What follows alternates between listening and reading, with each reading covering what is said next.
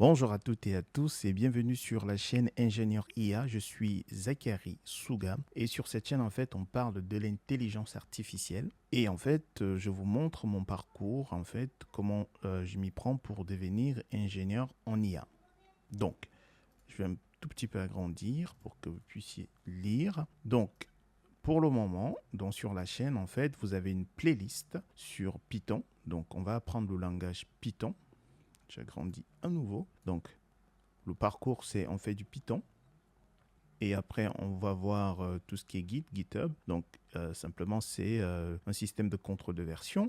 On va voir également les structures de données et les algorithmes, du SQL, le langage SQL, des mathématiques incontournables en intelligence artificielle. On va voir comment préparer et visualiser les données. Donc, la préparation des données se fait avec Panda et Matplotlib. Et pour la visualisation, c'est avec... la préparation se fait avec Panda et NumPy et la visualisation se fait avec Matplotlib. Pour du machine learning, on va utiliser principalement du scikit-learn et pour du deep learning, on va utiliser PyTorch.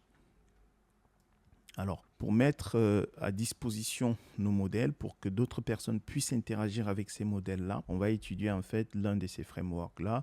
Donc, on a soit Streamlit ou Flask ou Django. Par la suite, pour empaqueter tout ça, on va utiliser Docker. Et à partir de là, on va commencer à postuler pour des postes juniors ingénieurs en intelligence artificielle. Si c'est quelque chose qui vous intéresse, vous vous abonnez et on fait le parcours ensemble.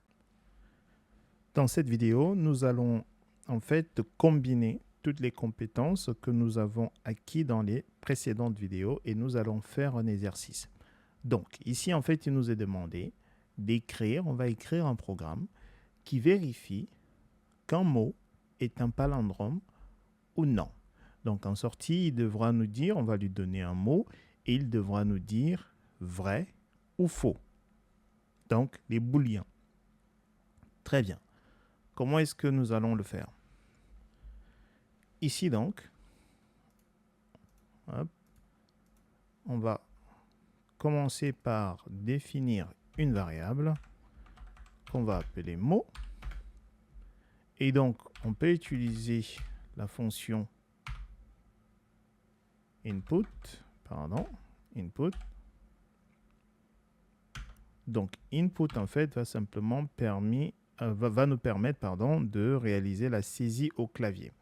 Donc, on va dire entrer un mot. 2 points. Donc, ici, en fait, il va nous permettre de saisir quelque chose. Je vous le montre assez rapidement. Si je fais print mot, voilà.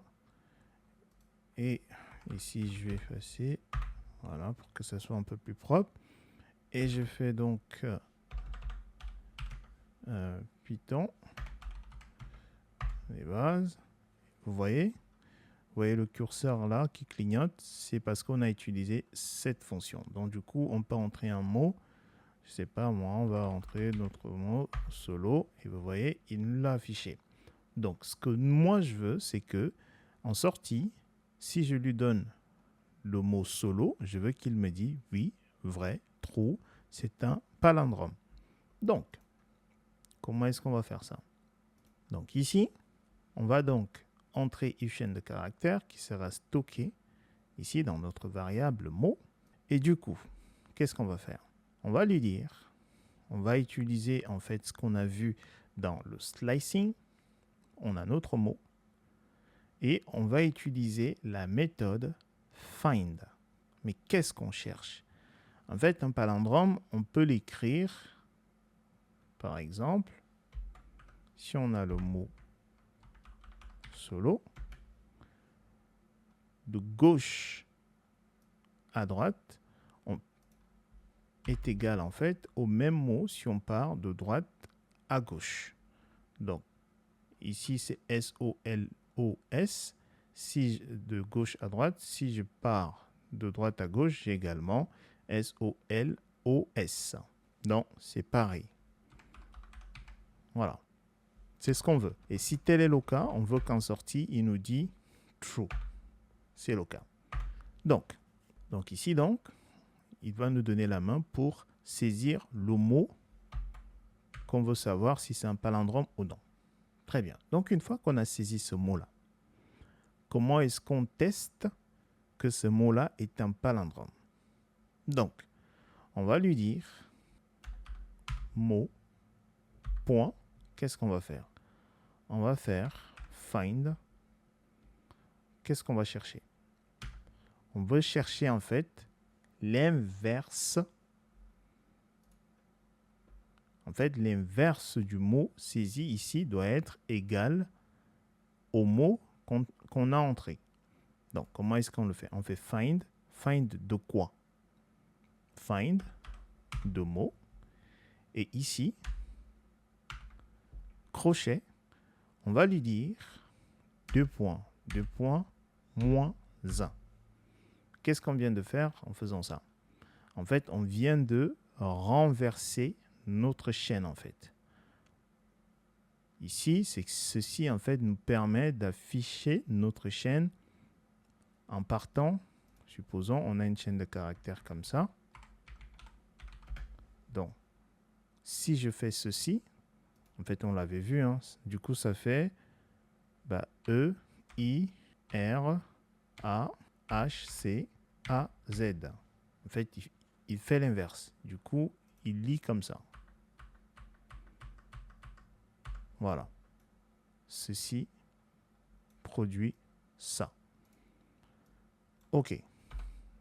Donc, on va aller chercher donc find. On va voir si ce mot-là, l'inverse, on le retrouve ici. Et qu'est-ce qu'on a vu?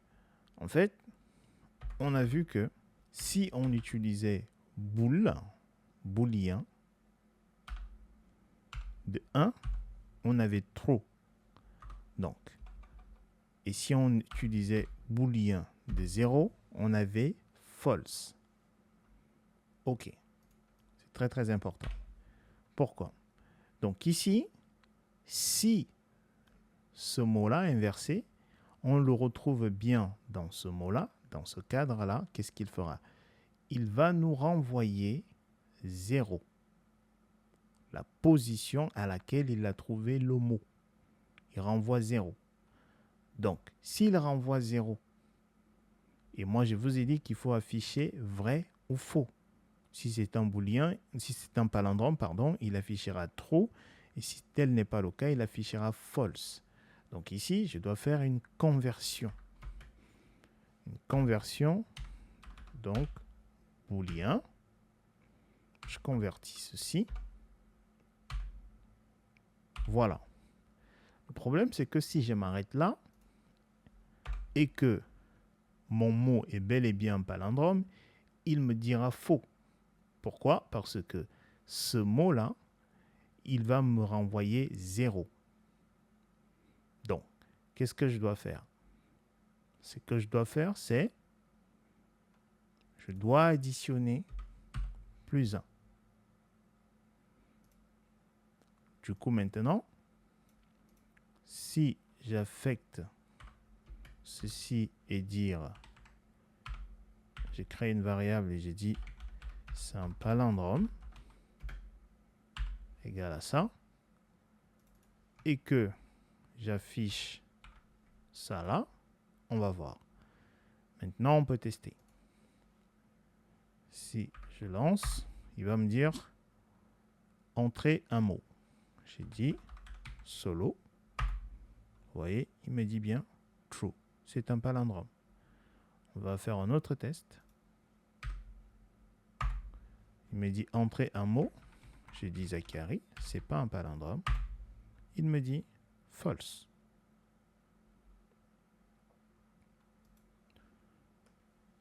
On refait un dernier test. Rentrer un mot. Je fais ceci. Il me dit c'est un palindrome. True. Voilà ce que je voulais partager avec vous. Vous voyez, en fait, là, on commence à faire des trucs intéressants. Donc, raison pour laquelle il faut pratiquer, toujours pratiquer.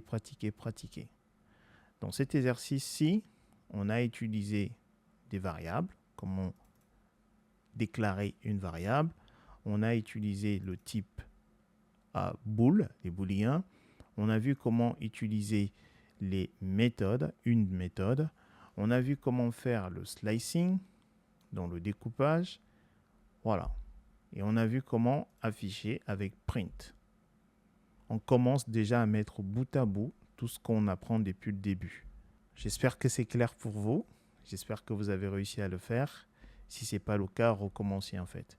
Et revoyez comment je l'ai fait. Et dites-moi dans les commentaires en fait si vous avez réussi, si c'est pas clair, comme ça je peux le retravailler avec vous. Ok, portez-vous bien. À plus. Peace.